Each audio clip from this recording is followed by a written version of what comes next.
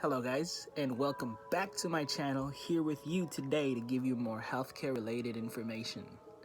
Alright, so this week we're going to talk about M&A. You're going to ask, what is M&A, right? Describe what the term M&A means. M&A in short means merger and acquisition. Now these terms mean slightly different things, but they're often used together interchangeably. It's a general term that refers to the consolidation of companies or assets. Now, a merger. It happens when the boards of directors of two companies agree to move forward as one single entity rather than remain separated and owned.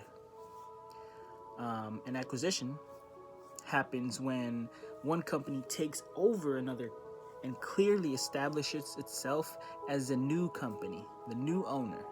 And the target company, the one that was acquired, ceases to exist, and the buyer absorbs the business.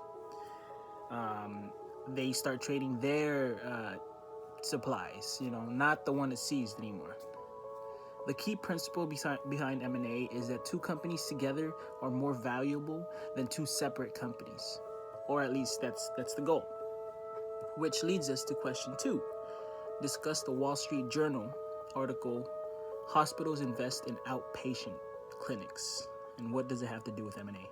All right, so the Wall Street Journal article, Hospitals Invest in Outpatient Clinics, discusses how some of America's largest hospital operators are investing in outpatient clinics.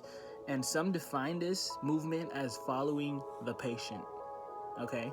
Are you following along?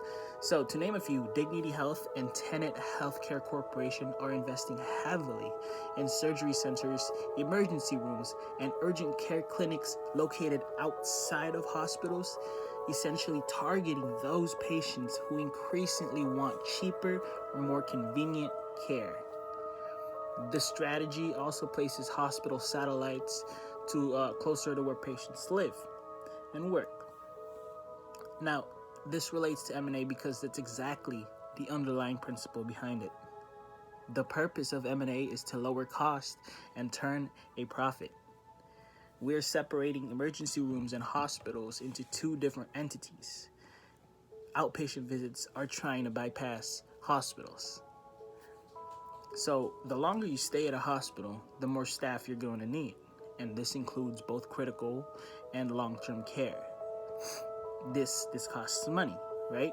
And with outpatient clinics, the operations generate lower revenue than hospitals, but produce higher profit and require less capital to build and run. Now this in turn cuts costs, increases access and quality. Now, third question. There's always a winner and a loser in an M&A.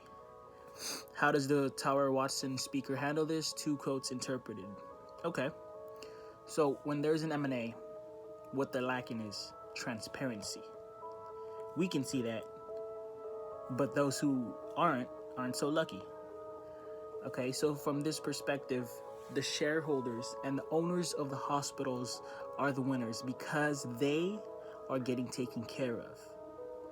Hospital closures impacts both the community as well as the hospital staff.